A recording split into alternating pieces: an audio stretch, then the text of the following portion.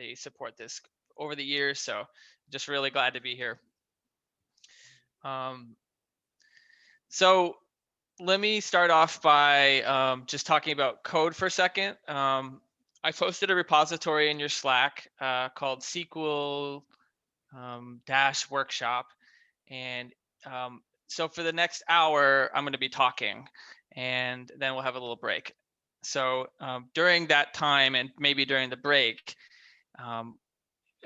please pull down the repository. You can fork it, but you don't have to. You can just clone it, and then make sure you have Postgres installed, and specifically the command line program pSQL. So if you type pSQL and hit enter, and then you see yourself in something different where you can run SQL commands, then you've done it. And that's really important because what we're gonna be doing is typing SQL all day long, and I'm gonna really encourage you to type SQL all day long. And so if you don't, if you need a place to type the SQL and run it. So to start with, let me pull up the agenda and yeah. Oh, thank you. Thanks for posting that link, Justin. So let me share my screen, and I'll go through the repository for a minute, and we'll talk about the agenda for today, and then get to the introductions. Okay. So this is the repository that I mentioned. Can everyone see GitHub? Yep. Okay, there's a lot. Okay, cool. So this is a repository. You'll want to either clone it or fork it. I would recommend cloning it, but lots of people have forked it over the years, as you can see. Yeah, so this is the goal. pSQL, this thing. And if you're having any issues with that, I'll be pretty preoccupied for the next hour, but after that, I will try to help. It's different installing SQL on every kind of computer, so I'll do the best help that I can. Okay, here's the agenda, this is also in the repository. To start off, we will continue on with getting to know each other a little better, and then I'm going to review the database reading that I think you're still being assigned with some slides and some talking. And that's going to last until it's time for a bit of a break. We'll take a 10-15 minute break, and we will set up to do the actual SQL typing and learning about the SQL. So I have some general advice that I've posted here that I think is always good when you're learning stuff. Try typing the commands. You'll learn a lot faster if you type than if you copy and paste. We're going to copy and paste a little bit because some of these queries are, huge, but generally it's good to type. And also with typing comes a very important skill called tab completing. I'm not sure if everyone has discovered the joy of tab completing yet, but in almost any kind of REPL, if you type something and hit tab, it will try to finish what you were typing. And you're going to be very happy if you learn that skill, because it's right a lot more than you're going to be, and it's a lot faster if you can type 2 letters and hit tab instead of typing the whole thing. And we can cover this in more detail. Maximize your terminal window, and you bump up your font size if you can. Make it nice and easy to read. And if you get stuck, send me a message in Slack, and I'll try to help. I really want everybody to be able to follow along and not get lost. Okay, so then we're gonna go through some terminology in the REPL, going through these classic SQL keywords. We'll do a lunch at 12 o'clock Central. We'll resume at 1 o'clock Central, and we'll continue getting to the more deep SQL stuff. And then at 3 o'clock, we'll be doing a data modeling exercise. So I'm going to use a program called Whimsical to do some virtual whiteboarding, and we'll look at how you actually would build a data model. And then we'll stop at 4 o'clock to leave like 20-30 minutes for any questions you might have. And then at 4:30 Central, we'll be done. So that's the agenda for the day. Okay, so let's start off with some getting to know each other. We have in the past gone around the room, as it were, and like learns everybody's name and what you did in the military, or if you're how you're connected to the military. There's just too many people on this call, I think, to do that. So if you could do me a favor and in the chat just drop your who you are and what your relationship with the military is, and I will scan that during the break and try to memorize it all. Let's see how I do. But I love to get to know everyone in the cohorts, and this is the way I could think of doing it. So just name, military service, and whatever else you want to type, and I'll read it. I'll start by telling you a bit about myself. So as I said, my name is Jake. The reason I'm involved with Code Platoon is I'm a veteran. I graduated at West Point in 2005. I was commissioned as a armor officer. I went to Iraq twice in 06 and 08, and then I got out of the Army in 2010. And I kind of fumbled around for a few years, and then I discovered programming. And this was right before the boot camp explosion. There weren't really any boot camps, so I taught myself, which was an experience. I'm envious of what you all are doing, but I learned enough to talk my way into a programming job. And I got hired at a startup in Chicago and worked there for a year, and then got an apprenticeship at the consultancy I currently work at called Hashrocket. And so for the last 6.5 years, I've been at Hashrocket doing, I started out doing Rails, but now it's a lot of React and Rails, and I've done a fair amount of Elixir. That's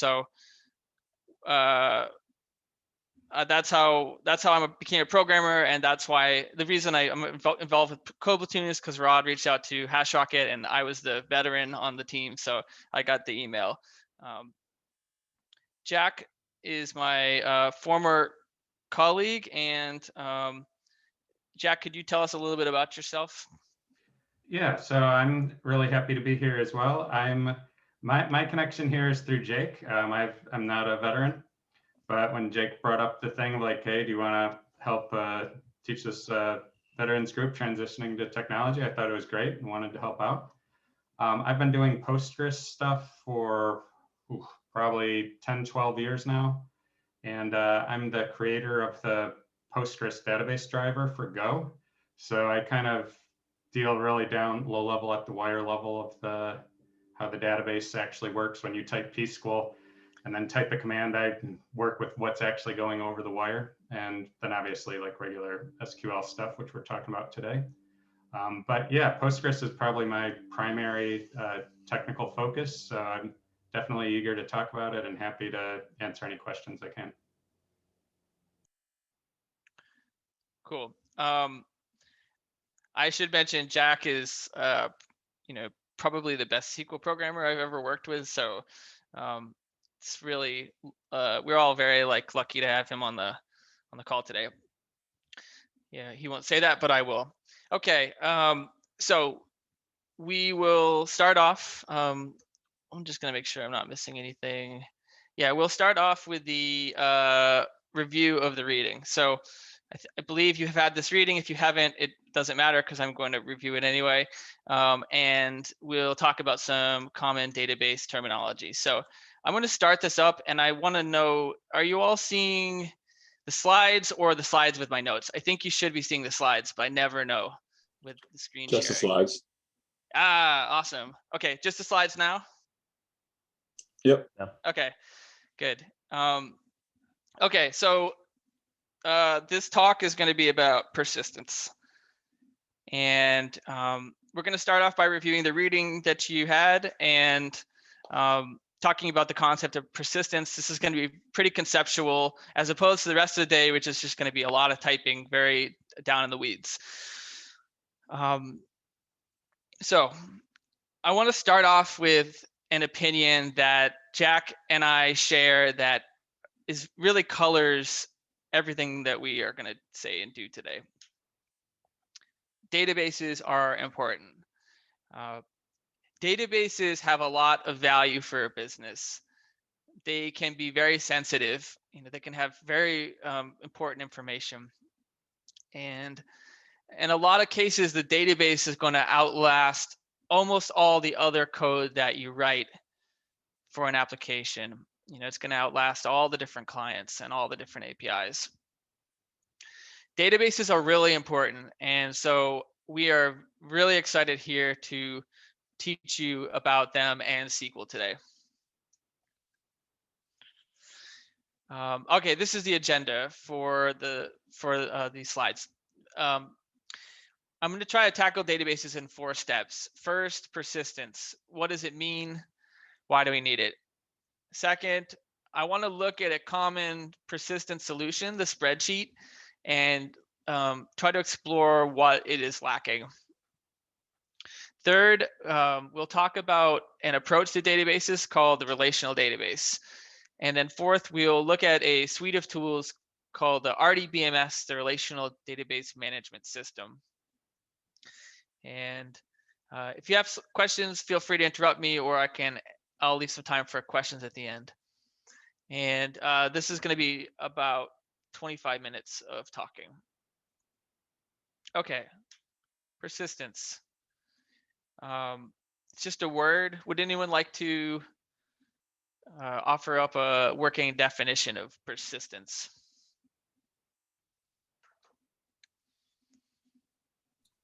Hard-headed is the first word that came to mind when persistence. What was the word? Hard-headed. Hard-headed. Okay. Yeah. I love that. I like that. That's like a very, very real world definition. Okay. Hard-headed. Awesome. Others? Something that continues on after other things may be gone. Yeah, that's great. I can't see anyone's name, so thank you for speaking up. Yeah, so that's close to the dictionary definition. Persistence, the continuance of an effect after the cause is removed. Right? Something makes a change, and then persistence makes it stay. And this alludes to a core idea about computers, or I think a core idea, which is that data is transient.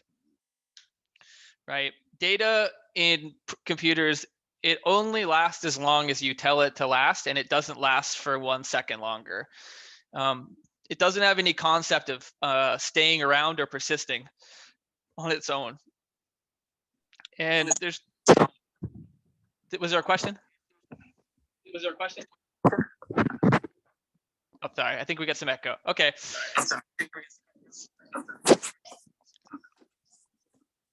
Okay, so we see this in two programming concepts or ideas. One is called scope, and the other is memory. So scope. What we have here is an anonymous JavaScript arrow function, right? And it's adding 2 things together, A and B. When the function is invoked and the addition is completed and returned, what happens to A and B? They exist in a bucket called their scope, and it's the context that they exist in. In this case, the scope is just the life of the function's invocation. So once that's all done, eventually the language is going to come through and free up that memory through a process called garbage collection. So the data that they carried, their meaning gets erased. So that's an example to me of like the data is gone, and that's computers are just doing that all the time. The other concept I think of is memory or RAM, right? Like your computer holds all this information, and when the power supply goes away, it's gone. It doesn't persist unless you tell it to persist. So data is transient. It's always going away. If we want it to stick around, we have to tell it to do so. And these are some of the tools that we can use to do this. So we have the database, or some people call it the data store. Then we have SQL or SQL. structured query language, the main language for talking to a database. And then we have the RDBMS, the Relational Database Management System, which is a suite of tools to use SQL. And then we also have something called the ORM, the Object Relational Mapping. We're not really going to talk much about ORMs today unless people have specific questions. Has that concept come up at all in the class, or does anyone know what an ORM is? Like what it means? It has yet to come up in the class. Okay. Yeah. So I used one in a previous internship. We used SQL Boiler and Go. And so basically it was a way for your code to know how to talk to the database without having to really get down into the weeds of writing SQL statements. Yes, that pretty much perfectly describes what an ORM is. Jack, is your Go library, would it be considered an ORM for Go to SQL? No, it specifically excludes ORM. Okay. So an ORM it's like an abstraction of SQL in a specific language. And so, it might be considered an API for talking to the database. And it's certainly a big part of professional work as a web developer, as a programmer who uses a SQL. The reason we're not really going to spend much time on it today is I don't think it's the right level to be learning SQL. Basically, if you learn the SQL, you can apply that to any language. If you learn the ORM, it's like a level of indirection away from the SQL, and it's I think it's actually maybe a bit harder to understand what's going on underneath. So we're going to go straight to the level of the SQL. That's how we approach this.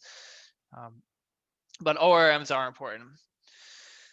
Okay, so back to persistence, which is continuing in effect because the data is going away. Let's transition now to talk about one way that we could store data, and that is a spreadsheet.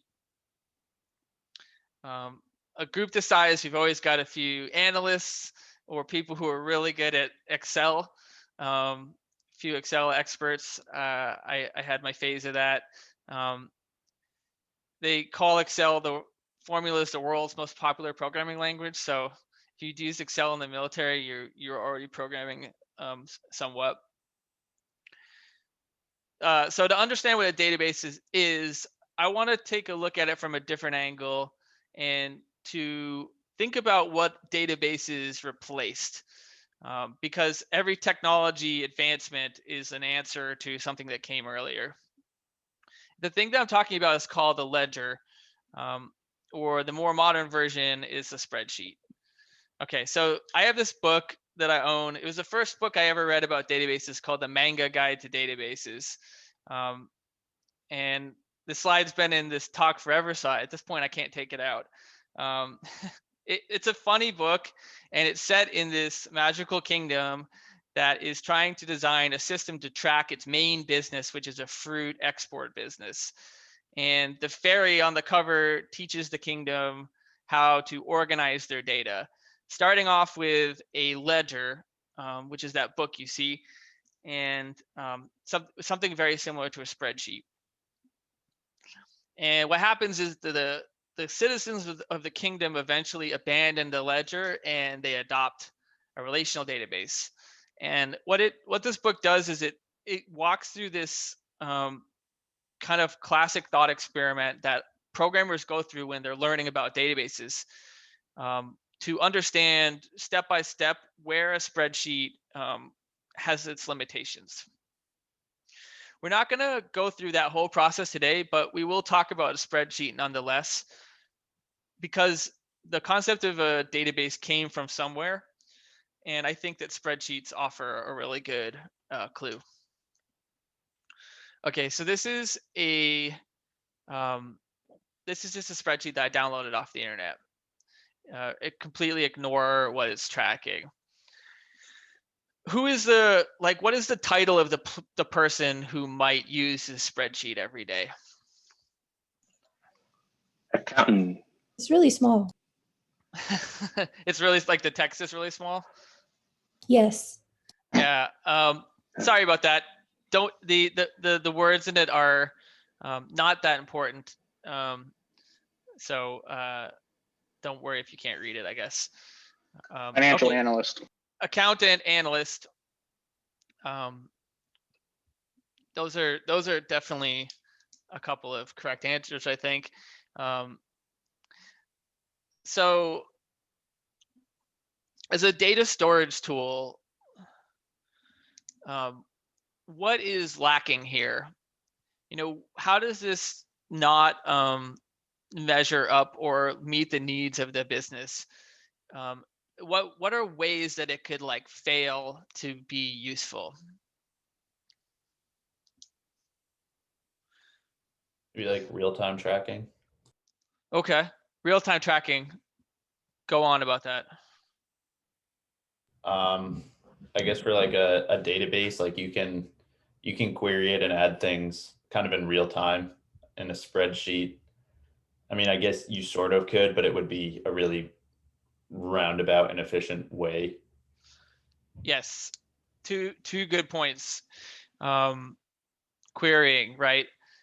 What if we want to take data out of this and present it in a bunch of different useful, very consumable ways?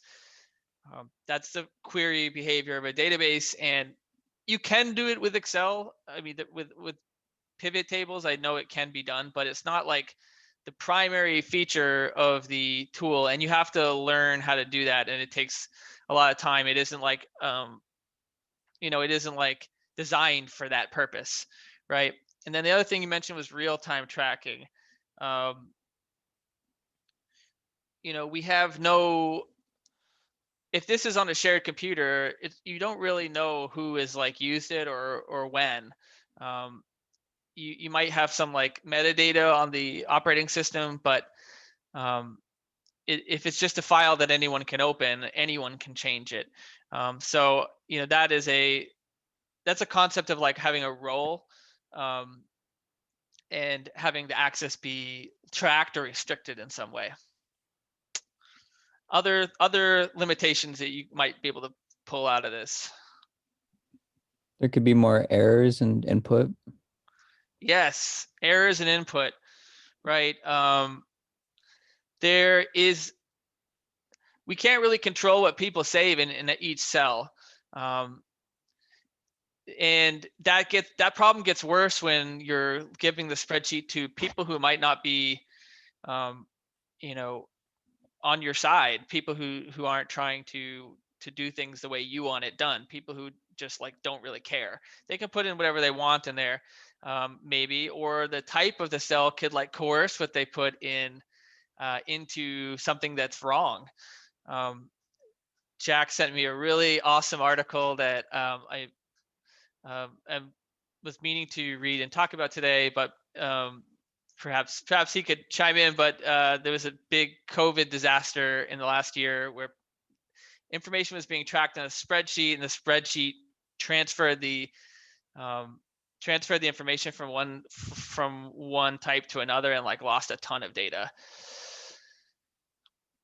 Yeah, it was in Britain. They used a spreadsheet, which that particular spreadsheet they were using had a limit for the number of rows. So it just kind of like lost all the extra rows. So they're like, what do you know? We have 64K cases of COVID. How lucky, what a coincidence that ended up being exactly, 2 to the 16th number of cases. I'll post that. I'll find that link. I'll post that in the Slack if you are curious about that. And there was another thing that was pretty cool. When I say pretty cool, scary, really. Biologists use Excel. That's the problem. Everybody uses Excel. And I don't know if you've ever used Excel and you notice like how if you type in something, sometimes it says, oh, I know you really meant that was a date. Or you type in some text and it decides it's a number, or vice versa. Well, it turns out some of the names for genes are also could be interpreted as dates. So the biologists ended up changing the names of the genes because they figured it was easier to do that than try and get Microsoft to stop breaking all their data. It was like corrupting their data. So I'll post those 2 links in the Slack channel. You might find it interesting. Excellent. Okay, so here's just a couple of other things that like come to mind. If 2 people want to use it at all at the same time, you know, is that going to work? I don't know how Excel handles that now, but it used to not work very well. And what if it's 100 people? Can they all access it at the same time? And is the software good at figuring out what updates when, right? If you save one thing and I save another, what is the spreadsheet going to do? It's not very performant, right, to have this running on a computer with this like rich graphical user interface. It's a heavy duty program, and we can't really control how fast it is. It's just as fast as it's, you know, as Excel is going to let it be. So we've got the queries, we've got restricting access. We can, you know, we have the data validation. You know, what if we want to connect to this remotely? If you put this on a server somewhere, is there a way to get access to it easily? So this is just a short list of like the things that are limiting about a spreadsheet. And despite how amazing this spreadsheet software is, there's just some things that it can't do. It's not optimized for these problems, which are web development problems. So for this reason, spreadsheets are not used as data sources. For the most part, they're not used as for data sources for web applications. Okay, so I hope I've sold you on the idea that we need something that doesn't exist to store data. And that thing is called a database, and the version of databases we'll be talking about today is relational databases. The solution you'll learn first is relational, pretty much always. And the thing I've noticed is every time we've taught this course or you introduce SQL to somebody, a lot of times they'll immediately ask about NoSQL databases like Redis or Mongo. Those types of databases are popular, and they have a lot of buzz around them. Like they sound cool, NoSQL. Like it's like SQL, but there isn't any, right? I mean, that sounds cooler than SQL. And NoSQL is definitely a tool that you might choose to learn, or you might get to learn for work. But I think there's a really good reason to start with relational databases.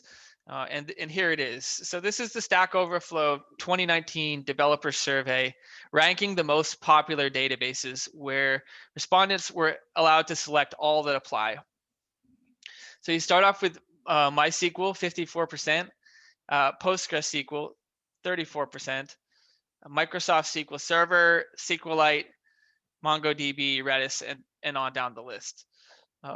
So those first 4, MySQL, PostgreSQL, Microsoft SQL Server, and SQLite, those are all relational databases.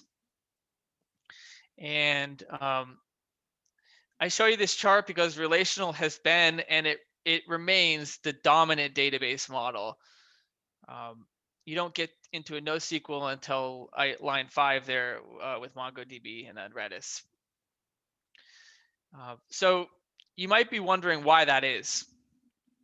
I think the reason is because relational databases align closely with some very popular ideas about programming. And here they are. The first is that users should not know how data is organized. If we go back to that spreadsheet, that is not very readable. What is the interface with which you edit data in the spreadsheet? Like, how do you actually edit the data? You have to manually find the cell. Yes, you have to manually find the cell and type it in. And there was another Comment, same answer? Same answer, just worded differently. Okay, excellent, excellent. Yeah, you have to go find the cell and type it in. The software is the form. The form being like the actual form where you enter the information. And when data is organized this way, the interface has to reflect the structure of the data. They're coupled, we would call it. On the web, that has risks because a lot of times we don't want the users to know what the structure is. And sometimes people would say that this is leaking the database design, right? If you're allowed to enter data, you know how it's structured using a spreadsheet. And that is undesirable a lot of times. The second idea is user activity should remain unaffected when the internal representation of data is changed. Think of a company like Facebook and try to imagine how their data structure has changed in the 15 years they've been around, right? Think about what a user in their data model would have looked like 10 years ago versus today. That user model is probably unrecognizable from 10 years ago, but your experience as a user has continued uninterrupted and mostly unchanged. And relational databases are very good at supporting that kind of goal. The experience stays the same even if you do a ton of changes to the data model. So I'd like to show a small relational database structure that I think will help illustrate it. So this is for something that I built for my company called Today I Learned. It's a very simple app with the short post about technology. So each post, it has a, I'm definitely feeling the font being small feedback. Each post has a developer who wrote it, and it has a channel it belongs to. And that is it. That's the whole data model. You got the post, you have the channel, and you have the developer. This is what that database looks like if you were to draw it out on a whiteboard. This is a specific way of representing the data called an entity relational diagram. You can draw these yourself, or I use a piece of software to make one for me. So we have three tables, right? We have a channel, and we have a developer, and we have a post. And then the arrows between them represent the relationships. The entity relationship diagram uses arrows instead of IDs. So you'll notice that there aren't IDs for the relationships on these tables. There are just the arrows. So a developer has many posts. That's what that arrow from developer to post is telling us. And the post belongs to the developer. So that arrow is the ERD's way of telling us that. And the same goes for channel. A channel has many posts, and the posts belong to a channel. So if I took this app and I gave a form to the user to enter, let's say a new developer. I want to make a form that lets you put in a new developer. That user would not, based on that form, they wouldn't know about posts or channels because the database is designed in a way where developers aren't dependent on posts or channels. A developer can have many posts, but a developer doesn't have to have many posts. So if I were to show that form for a developer to a user, would they know about posts and channels? Probably not. Hopefully not. Would they be able to draw this picture based off of what I've shown them? Also, no. If I added a column to the user's table and I didn't expose that to the form, would the user know that that existed? As long as it's not required, no. So these three tables are related, but they don't know about each other, and you can do things with each one. You can do things with each one without having to expose the whole thing. Okay, so there's a few quotes that kind of go along with this concept that I think are relevance. So the first is these are both by a programmer I like a lot named Sandy Metz, who said, always delay making design decisions until you need to. We keep those tables separate because we don't know what the final design is going to be. They're just like 3 blocks, and we could rearrange them if we want to, or we can add new things. We want to be able to rearrange those pieces or get rid of some pieces. So delay making decisions until you need to is part of the relational idea. And another quote by Sandy is, we'll never know less than we know right now. And so when you're starting off a project, you know the least that you could possibly know. And as you go along, you learn more about what you're actually doing. Relational supports that because they're just blocks and you can move the blocks around. We don't commit to a database shape, and we give ourselves the ability to change. Okay, so these are 2 of the ideas that I feel like really power relational databases. And the relational model really adheres to these 2 principles. So how do we manage a relational database? We do this through something called a relational database management system. So these are the tools that provide the database functionality, and they give you a bunch of different things. They give you a CLI, a command line interface. They give you the ability to scale. They give us the data validation we talked about earlier. They give us integrity, data integrity, and they give us the ability to search. Let me talk quickly about each one. Okay, so for CLI tools, this is the CLI of Postgres called pSQL, which we're going to spend the rest of the day in.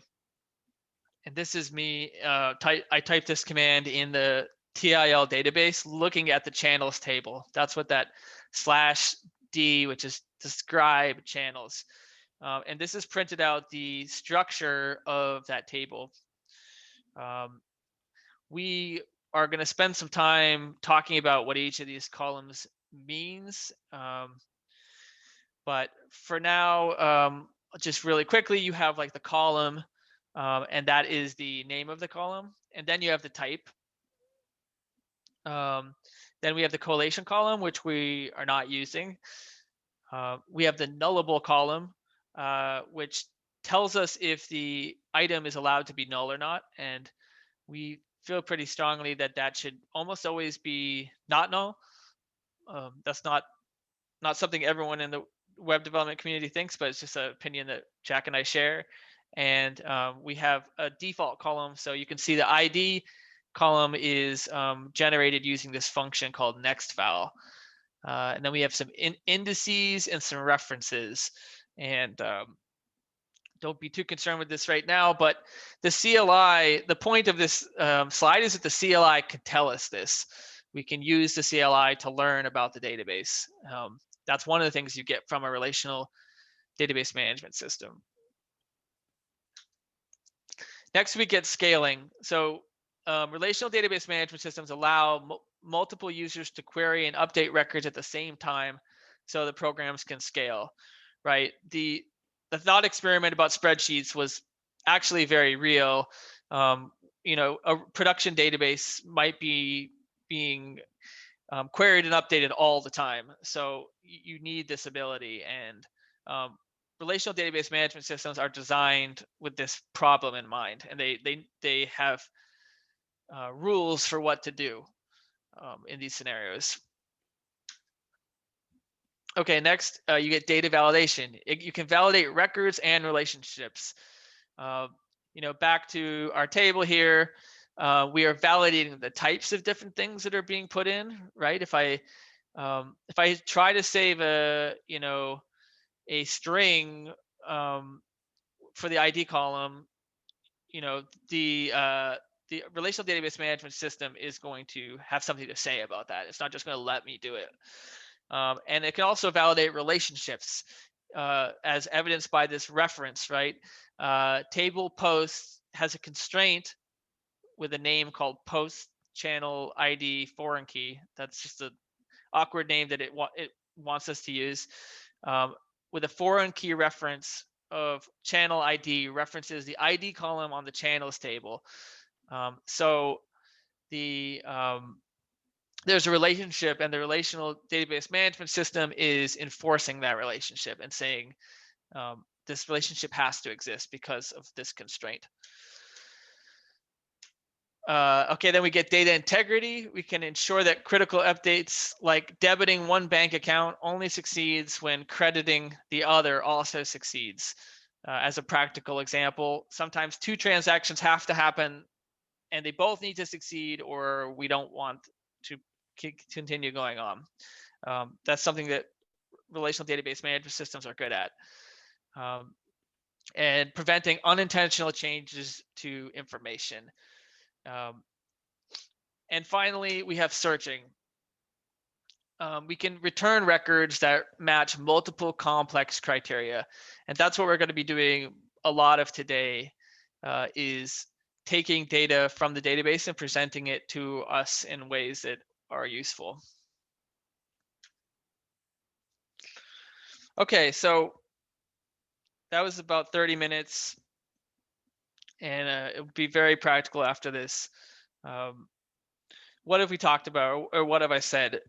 I think that we talked about persistence, and we looked at a common persistent solution, the spreadsheet. I talked about why it isn't most likely suitable for a web application. We talked about relational databases and the RDBMS. This is just one tool for persistence, and it happens to be very popular. And the specific version of it, Postgres, is very popular. And at the company Jack and I both worked at, Hashrocket, it's one we have deeply invested in. So from this point on, we're going to be actually using SQL and showing what it can do. So that was a lot of information. Other questions at this time before we move into the SQL stuff? So is a relational database like, it's kind of like a better version of a spreadsheet. It stores data like a spreadsheet would, but has scalability and basically a bunch of stuff that the spreadsheets don't have. I think that is, I think that's a very accurate statement. I'm not, I'm not critical of spreadsheets in the sense that they are amazing pieces of software that do something that's very important. But they have the limitations, which I hopefully illustrated, but you will definitely see, I think, if you were to ever try to go that route. And relational is, for each one of those weaknesses, relational databases have like a really good answer.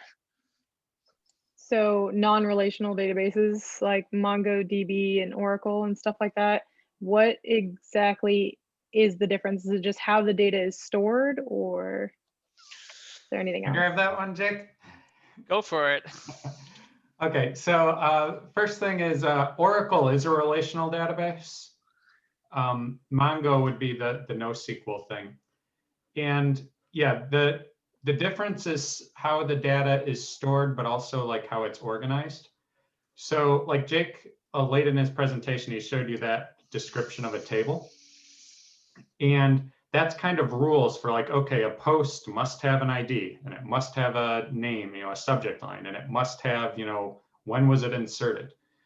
Mongo is a document database. So it's designed for storing, and document in this term, we would mean like JSON document, the JavaScript object notation. So the stuff you can store in Mongo is more free form. SQL is a lot more rigid in that you have to define, okay, this is the structure of what I'm going to store. Some of that stuff that Jake talked about at the end of the integrity guarantees, for example, you can say, okay, this row depends on this other row. Well, I'm not sure about Mongo in particular in this case, but generally NoSQL databases are much faster, but they relax some of the guarantees that SQL databases give you. Like for example, something like Twitter would be a good example, where if you post a message and then, I log on Twitter and I don't see it for 5 minutes, but Jake sees it after 2 minutes and it shows up for somebody else after 10 minutes, that doesn't really matter. So they'll use stuff called like eventual consistency, where eventually everything will work it out. Whereas if you're, perhaps in a bank or some sort of, maybe just an inventory system, you can't sell the same thing twice. It's a lot more important that the data is exactly right all the time. But you couldn't run Twitter on a relational database, it'd be too slow. So these guarantees come with a performance cost. So most of the NoSQL stuff is, cloud scale, quote unquote, stuff where, oh, we need 100 million people to be able to all talk at the same time. Okay, so non-relational database does mean NoSQL. They're like interchangeable kind of. Yes, I mean, a SQL would be relational, so NoSQL, and yeah, that'd be fair. Cool, thank you. I have a question. So I'm just trying to get a better visual of all of that, or like how it all works. So with like SQL, is that like something that you would use for like EMR records and stuff like that because it's interrelational, or like, can you give me an idea of like when a SQL would be used with something? I guess I'm trying to ask. Yeah. What is EMR? Electronic medical records? Okay. Could you use SQL for that? Yeah, definitely. I think, relational databases pretty much, when it comes to persisting data and representing a data model, it's an excellent tool, and it's used by companies around the world for problems just like that. I mean, there are electronic medical records. I think you have, a much different concerns with the confidentiality of it. And I personally haven't worked on an app ever. I don't think that has that kind of requirement, but how you store it, I think, would have to change somewhat. And there are solutions providers that are like specifically exist to be compliant with those rules, like HIPAA compliance. I don't know, Jack, is that something you've ever worked on? I have not worked in EMR stuff either, but I think part of your question was like, what areas would you use it for? Yes. And the short answer is it should be the default thing you use. Unless you have a reason to use something else, you start with SQL. And 99 times out of 100, you're going to finish there too, because it's really useful. And it's very flexible. Now, if you ended up getting to Twitter scale, or, like the Google search index is not going to fit in one database or something like that.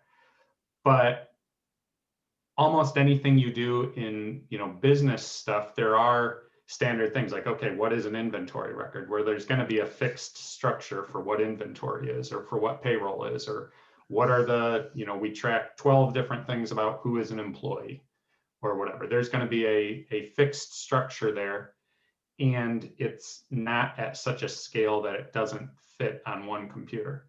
That's kind of one of the big rules as far as like when you absolutely have to move somewhere else, is when your data set is so big that it can't fit on a single computer. Now that is really, really big nowadays. I mean, we're talking at the very least, we're talking to the tens of terabytes of storage. I mean, I've heard of Postgres databases like up to like 100 terabytes size or such. And, you can get single servers that actually have a few terabytes of RAM. So one database server can do a lot. But if you get to the point where it's like, oh, we're going to be, Instagram, and where are we going to store all our photos? Well, they can't store their photos there. But case in point, at least while they were getting started, I'm not sure where they are now, but they used Postgres for the, the index of, all their uploads and posts. Thank So you. is it So is it possible to have like a hybrid solution for a product that uses a relational database and in addition to a NoSQL database, and then just merge the data somehow in the user's interface? Yes, definitely. In fact, I think it'd be very rare to find a project that only had a NoSQL database. Because I mean, things like who's your list of users, for example, that type stuff is kind of structured in a way that really fits with the relational system. So yeah, in almost all cases, you would have a relational database kind of like at the core of it, and then you'd have other data stores as well. Yeah, a really common path that you'll see apps go through is they'll start off with a relational database, and then they'll have a really specific problem that is enhanced, I would say, by a NoSQL solution. So like you can imagine a big app maybe, and you have this like kind of permissions check that you want to do with some external service, and you'll have a job that goes and checks on every user. Can they access these resources? And so it's like the key value nature of some NoSQL like Redis is like perfect for that, because it's like, here's the user's ID, here's all the things that they can access. And if it if you lose it, it's not a big deal because they'll just go get it again. And it's updating and changing all the time, as they gain and lose access to different things.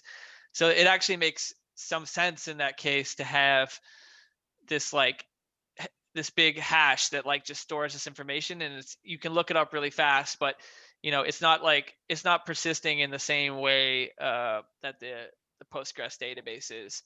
So those hybrid models are like very very real. Another example of something like that might be if you had like a knowledge base type thing that's going to be storing, hundreds of thousands or millions of documents, and you want to do full text search on it.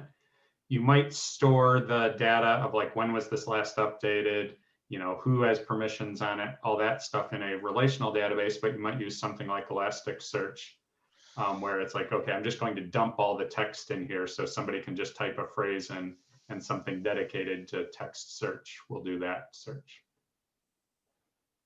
Yeah, one more thing I'd say about that point, and just questions about Postgres in general. I'm pretty big on this idea lately of things being boring.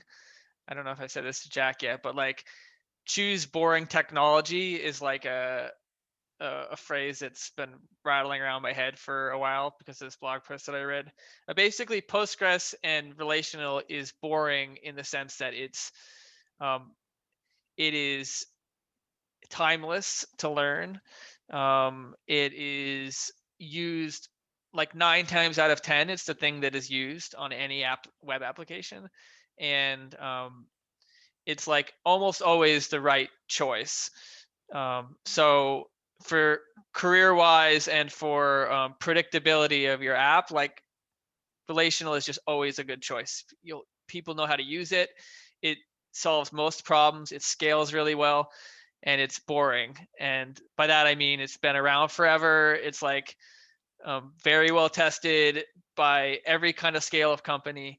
So I think that's why, for me, that's why like this is like such a timeless thing to learn, and why we continue to come back and teach it, because it's like, it's the best tool for the job most of the time. Yeah, and on that timeless sense, it was the first standard for SQL came out in the mid 80s, and development of it, was actually in the 70s, when it was first being, formalized a little bit. So if you learned SQL in like 1990, 70–80% of what you learned would still be perfectly usable today. And maybe more than that, really. All this simple stuff would all still work just fine. And most technologies that don't have near that long a lifespan, I mean, that's older than, SQL is older than, I guess, most everyone in this class right now. And having something that you can learn now and will be valuable to you your whole career, that's pretty rare. So that's another reason we really like it.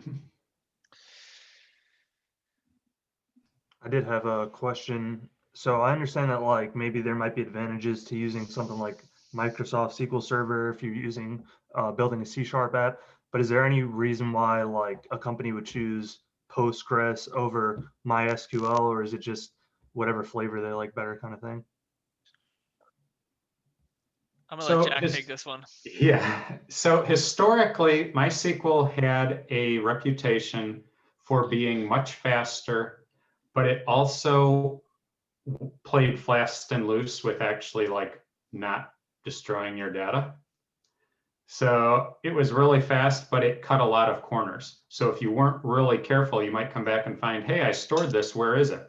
And it lost it, corrupted it. You know, for example, you could, if you tried to save a date that wasn't a date, instead of giving you an error message and saying, you made a mistake, you better fix this, it would just happily store like all zeros. Then you come back to it later and say, wait a second, you know, I had all these people, you know, I registered all these people and I was asking for their birth dates and none of them are there. What happened?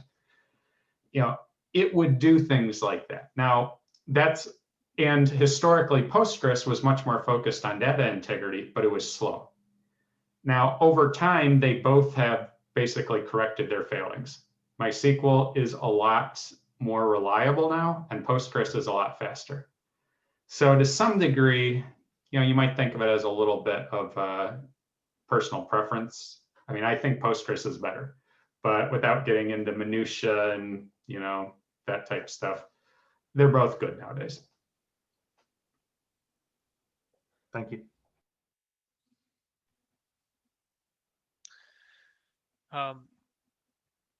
We'll be, you know, all day long. We can answer any more questions you have about SQL. So are there any more questions right now?